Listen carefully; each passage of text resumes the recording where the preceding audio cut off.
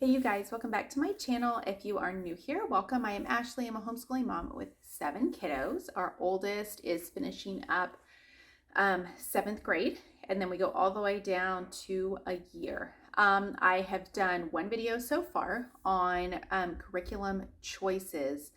I am doing these videos in a different way, although I think I did them like this last year, where I'm going to just say what we are using because I do not have everything ordered. I do not have everything with me for all grades. And so as I get these curriculum pieces in, I will do flip throughs on what I think would be worth doing a flip through over.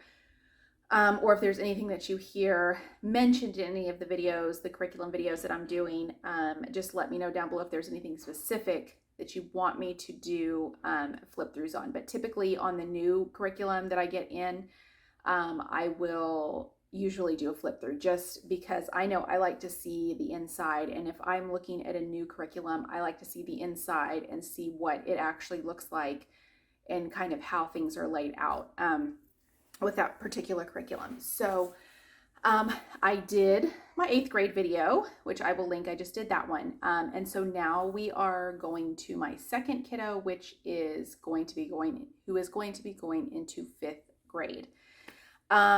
Okay, so for this year, we are going to continue doing the good and the beautiful math.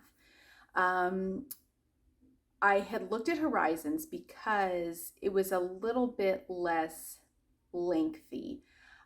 We have tried Horizons before with her actually when she first started, and it was okay, but I felt like she needed a little bit more. Now, with that being said, my younger kids are going to do Horizons, but the Good and the Beautiful math is actually, I feel like, a level ahead. And so when I was looking at it, not that it makes a difference, but I was looking at, for example, the 5th grade. And based on what she has learned so far, she has surpassed that. And so that means she would be going to, like, I don't know if it's by grade or level. I forget. I think it's by level, which is different then. But the level 6, which I didn't really want to do that because I didn't want to push her. And then if she went back to the Good and the Beautiful, it'd just be, so we are going to stick with the Good and the Beautiful. It is sometimes with her, I just kind of use my best judgment with any of the curriculums really, as far as let's not like overdo the practice. If you get the concept and you understand what you're doing, we do not have to do every single practice problem. I just think that's just extra stuff and it's not always necessary. Now, if they don't understand the concept or if they're getting them wrong, then obviously you use that to your advantage. But for me, I kind of just figure it out with each kid, figure it out with each curriculum. Do we need to do all of these practice problems? So the Good and the Beautiful math we are going to use. The Good and the Beautiful language arts. That is another one that kind of is more of a Charlotte Mason style curriculum, but she likes the extra stuff. Now she has to kind of pace herself and, because if she takes too long on one, lesson that might be kind of lengthy because it has artwork or it has poetry or it has something else, then, you just kind of have to make sure that you stay on track. But she has liked it, so we are going to stick with the Good and the Beautiful language arts. She will be going into the level 5, so I have found that is pretty much right where we're at. For them, it has been pretty much grade level, except for my younger kids that have not had public school. I will get to that in my other videos for them, but for her, again, I think it's a little bit advanced, but we are doing good with it. So I'm going to just go with it. So the Good and the Beautiful language arts, level 5. Handwriting from the Good and the Beautiful, we will be doing that. That is also, I believe, the level 5. So we stay with grade level for that as well.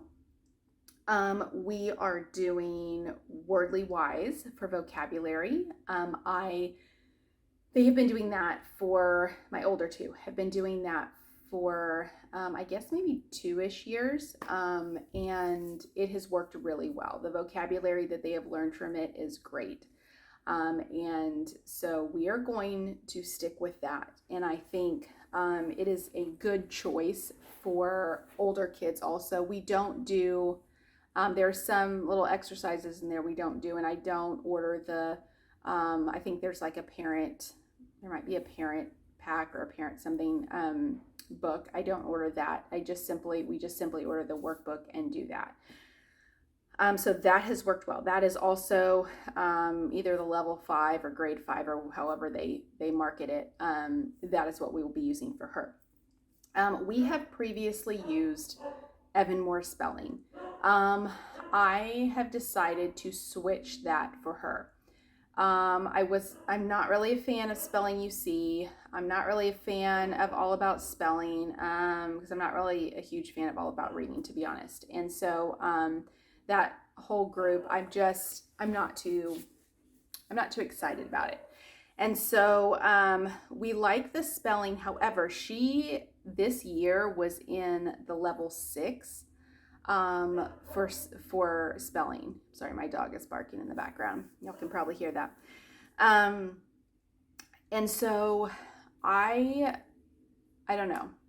We've used it for a few years. My oldest has kind of graduated out of spelling, and I think I'm going to try, it is called the 180 days, I think it's of spelling and word usage or something to that effect, but it has spelling. It might have a little bit of vocabulary mixed into there. They have, if you haven't heard of, I'm not sure of the company, but the 180 days of, they have social studies, of science, of spelling, of they might have math, and not that that is necessarily for a standalone curriculum, especially like the social studies or the science, unless you just want to do a little bit at a time, which maybe eventually we'll get to that point. I don't know. As my oldest kind of goes into his own specific sciences and specific, things, histories that maybe she's not doing at the same time. For now, I've been able to lump them together. I am going to just try this and see. Like I said, I don't think it's a standalone curriculum for other more in-depth subjects, but I have read the reviews and a lot of people use this as a standalone spelling. And so I am going to try it with her and see. I looked at the little placement or whatnot, and she would be in the 5th grade book. And so I think she's had a lot of practice with spelling, so I'm going to see how that goes. But I want to try it. I'm excited to try that. And I think it'll be a little bit simpler format and something that I think that she can get on board with a little better than the Evan Moore Spelling. Like I said, the other 2 spelling curriculums were just the Spelling UC and the All About Spelling. They're just too much. The Good and the Beautiful has spelling mixed into it. They do more of the spelling rules and why these words are spelled like this. And I am more of, and I think my kids are more of this is how it's spelled. Now there are those, particular words that are like the, I before E except after C, and all those kind of things that those rules that are ingrained in my head. But for the most part, it's like you have your spelling words, you memorize them, you could test them, and then that's it. Like I guess my brain just doesn't work like that, because even for math, I'm like, show me the rules. This is the step-by-step. Don't tell me why. I don't need to know why. I don't need to know why words are spelled like this. I don't need to know why I do, the math problem this way. I just need to know how to do it. Just let me know how to do it so that I know how to do it and be done with it. Like, I don't need all that extra fluff and all of that.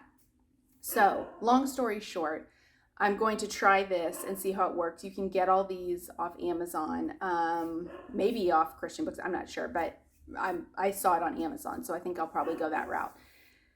And I'm going to use that. and see how that goes. And hopefully that'll be a good thing for her to do. Spelling is important, yes, but I don't put obviously an emphasis on it like I do language arts and math. Now they do spelling every day because, or she does spelling every day because it's an easy subject to do, very straightforward and whatnot. And I like that format with Evan more, but I don't know. We just need a change. So I'm going to try that. For history, she would be doing a social studies curriculum in public school. My oldest would be doing the beginning to 1870s time period of U.S. history. That is what I'm going to do for her. So we are going to lump those. We have lumped them together. We have lumped Texas history together this past year because they would both be doing that in public school. And so I lumped that together using the Studies Weekly. I will link that video here. We have liked that, but for this chunk of time period that we are going to be doing, I have decided to try the notgrass, the America the Beautiful. That goes up to from the beginning of time to the 1870s time period. I searched for a curriculum like that. I liked the format. I liked the layout. We will be also mixing in the notgrass, the 50 states that I haven't really kept up with 100% through this year. But I do have a video on that that I will link that shows kind of a flip through on that. And I will kind of mix that in with the America the Beautiful. I like the format. I like the layout. I like the way it's presented. It looks very inviting and just very, I like to read those kind of things. So sitting and reading about these time periods, I have liked to do that, and I think they have responded well with that. My older two. So that is what we are going to continue doing, and how we're going to continue doing history. Now, as my oldest gets into high school next year, then we have to reevaluate every year, and I will see. And like I've always said, I go through the ISD website and I see what they would be learning. So just to give me a base and kind of stay on track and make sure that we're kind of have all of our ducks in a row. The health, I have mentioned before the book that I was going to be using for health. We will still be using that, but I have a book that we are using prior to that kind of is a precursor to the one that I bought, that I have a video on. So I'm going to do another video probably on that, but we will be continuing that. And that is just like body changes and what happens to your body, et cetera, et cetera. I think that's important, and that's what we're going to use for health. So that is pretty much it for our main subjects. If there's anything extra, I'm going to make a video on anything extra that we decide to mix into all of the grade levels, really, or a couple of the grade levels. And I will do a separate video on that. But if you have any questions on these, like I said, as I get them in, I will do a flip through so that you can just kind of see what's inside and how it's formatted, how it's laid out, and if it's something that you are interested in doing, if you need a curriculum change or you are on to that next level or whatnot.